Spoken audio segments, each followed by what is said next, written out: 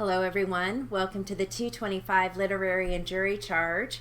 We're going to start off with some legal terms and then I will read you the paragraph. Okay, I'm going to read this at 180. Alright, so you're going to hear clerk, caption, jurisprudence, geographical, document, location, authority, title, explanation, beneficial, venue, summons, specified, particulars, actual.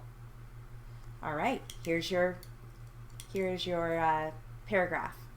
All court documents are filed with the clerk of the court. Each court document has a title page which contains the case caption. The authority of a court to hear and judge a case is known as the court's jurisdiction. The actual geographical location of a trial is referred to as a venue. When a party is delivered a summons to appear in court, that person must appear at the time, date, and place specified in the summons. A bill of particulars is a detailed explanation of the facts upon which a complaint is based and is beneficial to the defendant. All right.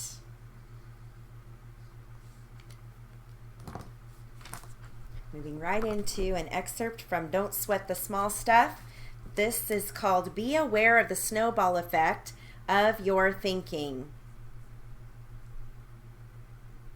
All right, here we go. Ready? A powerful technique for becoming more peaceful is to be aware of how quickly your negative and insecure thinking can spiral out of control. Have you ever noticed how uptight you feel when you're caught up in your thinking? And to top it off, the more absorbed you get in the details of whatever is upsetting you, the worse you feel. One thought leads to another, and yet another. And at some point, you become incredibly agitated. For example, you might wake up in the middle of the night and remember a phone call that needs to be made the following day. Then, rather than feeling relieved that you remembered such an important call, you start thinking about everyone else and everything else that you have to do tomorrow. You start rehearsing a probable conversation with your boss, getting yourself even more upset. Pretty soon you think to yourself, I can't believe how busy I am. I must make 50 phone calls a day. Worse, or whose life is this anyways? And on it goes until you are feeling sorry for yourself. For many people, there's no limit to how long this type of thought attack can go on. In fact, I've been told by my clients that many of their days and nights are spent in this type of mental rehearsal. Needless to say, it's impossible to feel peaceful with your head full of concerns and annoyances. The solution is to notice what's happening in your head before your thoughts have a chance to build any momentum. The sooner you catch yourself in the act of building your mental snowball, the easier it is to stop. In our example here, you might notice your snowball thinking right when you start running through the list of what you have to do the next day. Then, instead of obsessing on your upcoming day, you say to yourself, woo, there I go again, and consciously nip it in the bud. You stop your train of thought before it has a chance to get going. You can then focus not on how overwhelmed you are, but on how grateful you are for remembering the phone call that needed to be made. If it's in the middle of the night, write it down on a piece of paper and go back to sleep. You might even consider keeping a pen and paper by the bed for such moments. You may indeed be a very busy person, but remember that filling your head with thoughts of how overwhelmed you are only exacerbates the problem by making you feel even more stressed than you already are. Try to do this simple little exercise the next time you begin to obsess on your schedule. You'll be amazed at how effective it can be. Right, moving into jury charge. The subject here is damages.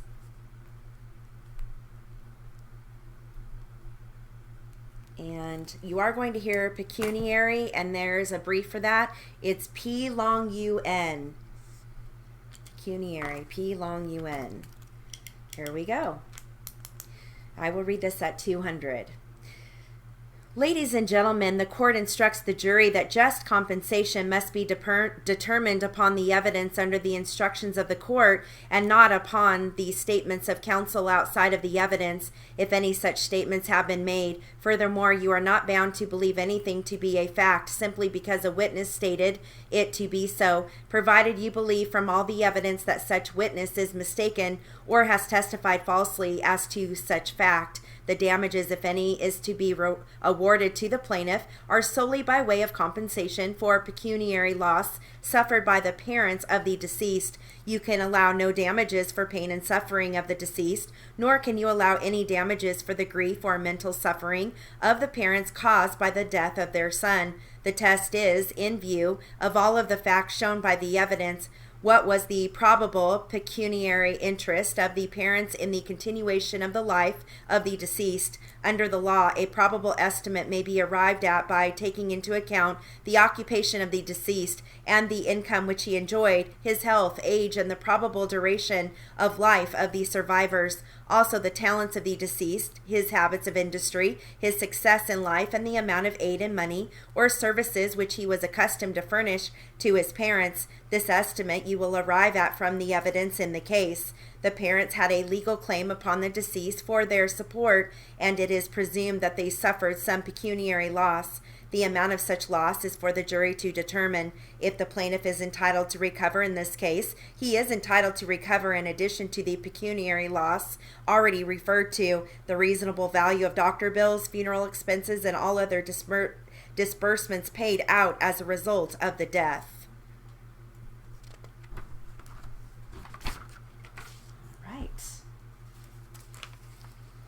I have a fun little article here on scooters. It's called Southern California Holiday. All right.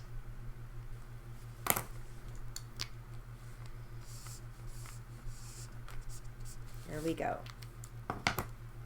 Remember when you learned to ride a bike? Distances melted away under your tire as you and your friends mastered the pavement with two-wheeled pedal power, unlocking the mysteries of your neighborhood.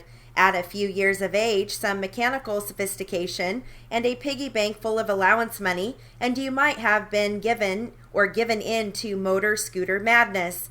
Case in point is, this young woman aboard a Salisbury motor glide scooter is this 1936 view in the vicinity of an Exposition Park in Los Angeles. Scooters are distinguished from their motorcycle cousins by having a rear-mounted engine and step-through frame and floorboard where the rider places his or her feet together rather than straddling the machine. Introduced by inventor E. Foster Salisbury in 1936, the Motor Glide was built in California and, along with other scooter brands, quickly caught on with the American public. Before the war disrupted production, Salisbury scooters launched the continuously variable automatic transmission, which would be widely adopted in the scooter industry. Later, scooters made by Salisbury and its American rival, Cushman, sported streamlined deco body panels that influenced the now famous post-war Italian scooter designs.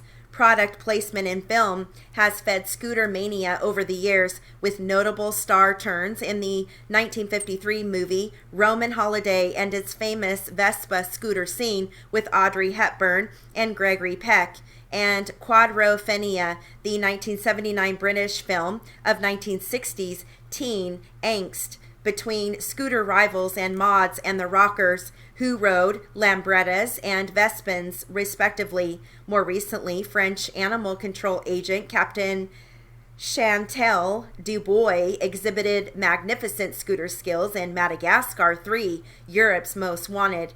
Keen-eyed readers may spot a photograph's expediency, the deployed kickstand to steady the subject for the camera. All right.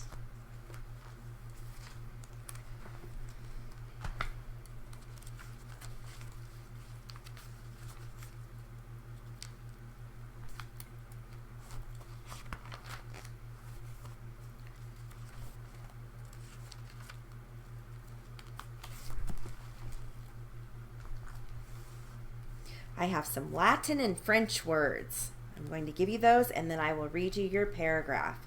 So you're going to hear ex post facto, mensa et toro, certiorari, and in limine.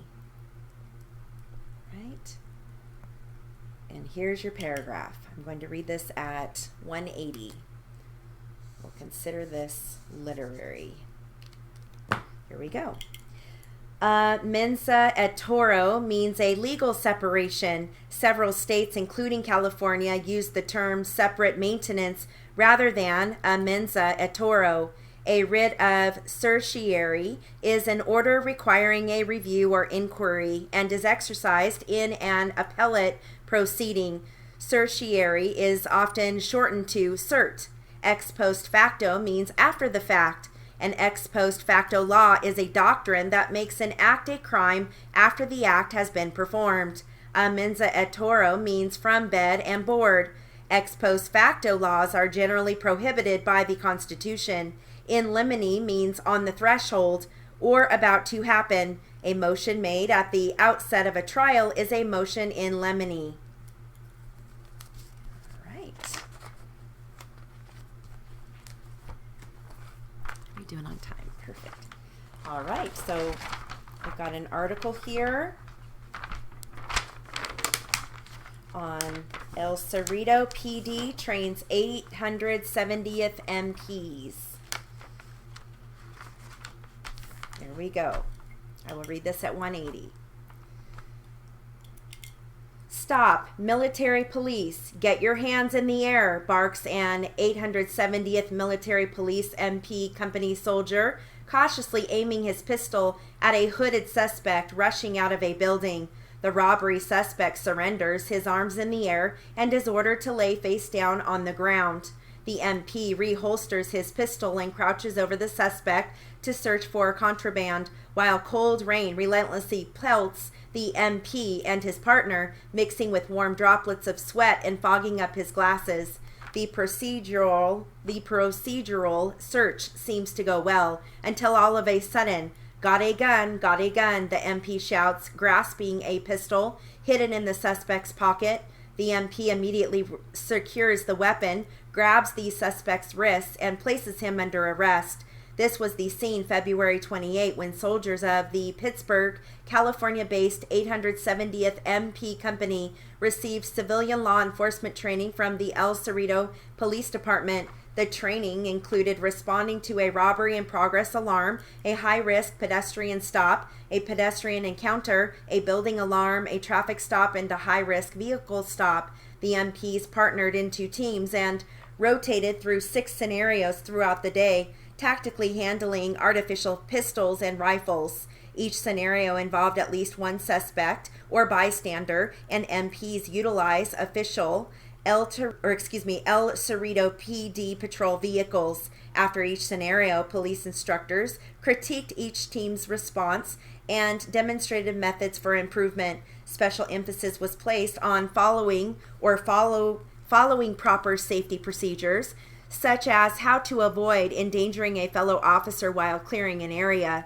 It was the kind of raw, adrenaline-pumping police training the 870th MPs eagerly anticipate. The training event was also an avenue for improving collaboration and interpretation between the 870th soldiers and civilian police officers. Sergeant Flavo Maronian of the 870th, who is also a 28-year veteran of the El Cerrito PD, coordinated the event. The strategic goal of this training is to develop a partnership with our local law enforcement agencies and provide them aid in the event of emergencies, said Captain William L. Anderson, commander of the 870th MP Company.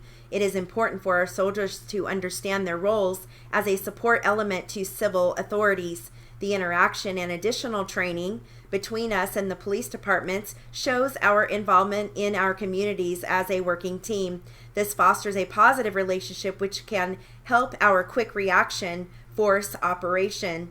The 870th MP Company has extensive experience as a quick reaction force. In 2012, the unit deployed to eastern Afghanistan as the Quick Reaction Force for province with an emphasis on developing Afghan police. Currently, the 870th MP Company is designed as the quick reaction force for Northern California, providing emergency assistance in case of security threats, natural disasters, and civil disturbances on short notice. The overarching intent is that we get to know each other before an emergency, said El Cerrito Police Chief Sylvia Moyer. I have a friend that often says the worst time to hand out business cards and to introduce yourself as someone is at a disaster. I think what you've seen is the very beginning of a relationship of training, collaboration, and communication that is long overdue, she continued. The training will not only help build our relationships, but make us all more proficient in the service that we provide. Supporting each other is absolutely essential. First Sergeant Brock Kelly, the 870th Senior Non-Commissioned Officer, said one of the most critical skills MPs need to improve is garrison police operations. Training with several law enforcement agencies allows the soldiers to have a mental and tactical toolbox of how to adapt and handle various situations on the streets, he said. We have been in a wartime environment for well over a decade and have perfected our combat warcraft, but now we need to transition back to normal policies. In addition to tactical lessons in law enforcement, the 870th soldiers learned that this is not just about busting down doors, storming into buildings, and arresting perpetrators. It is about maintaining positive relations with the public. These soldiers perform the role-playing scenarios to improve communication skills, practicing social diplomacy, tact, and professionalism. We all have to deal with people through the relationships that we have, emphasized El Cerrito PD Lieutenant Steve Bonini, not only with each other, but with the citizens that we serve. Right.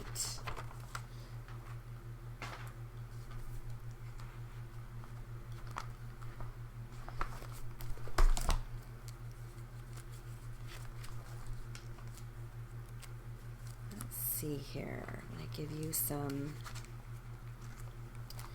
legal opinion.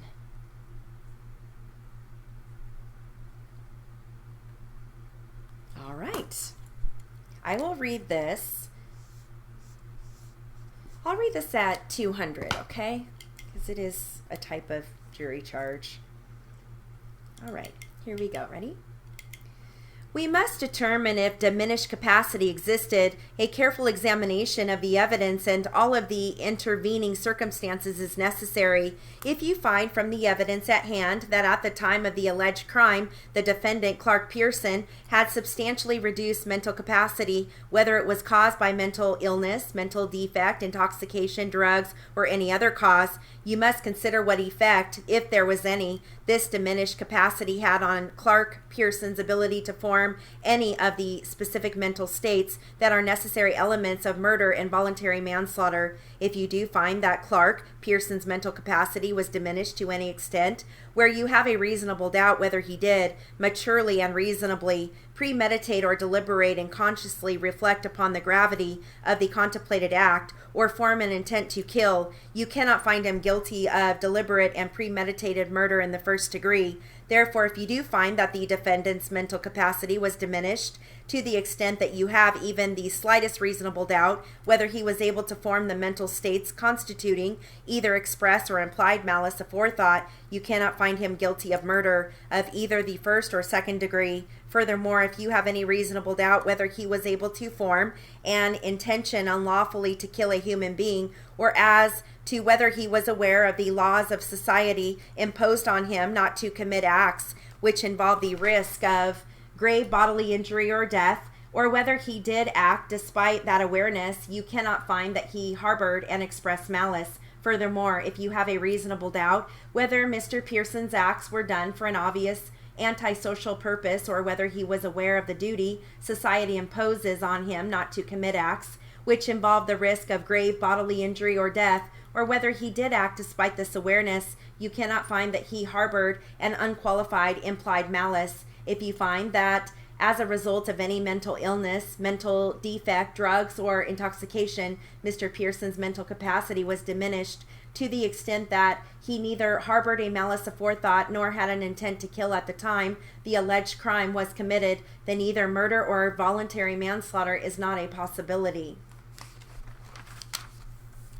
All right. We've got time for one more. Okay. All right. So this is on air pollution, and I will read this at 180. Literary. Here we go. The air we breathe is filled with millions of particles of foreign substances referred to as pollution. These substances are so minute that we don't even know we are breathing them. Smoke and gas are contributed to the air through fires, residential, industrial, and forest. Gas is also created by the deterioration of plant and animal remains. Nature itself is a large contributor to pollution. Sandstorms, dust storms, and volcanic eruptions introduce elements in the air that cause pollution. Pollens, mold, and bacteria are shed from plant life, and the wind lifts them into the atmosphere. Human beings, through the industrial process, have added factories and vehicles to our civilization, which emit smoke, gas, and chemicals. The word smog was coined by joining the words smoke and fog to describe the addition of solid particles in the air. In recent years, people have contaminated the air even further through radioactive fallout from the atomic bomb. The greatest threat now to air pollution is the waste created from nuclear power plants and nuclear bombs if it should escape into the atmosphere. All right, and that concludes our literary and jury charge for the 225 class.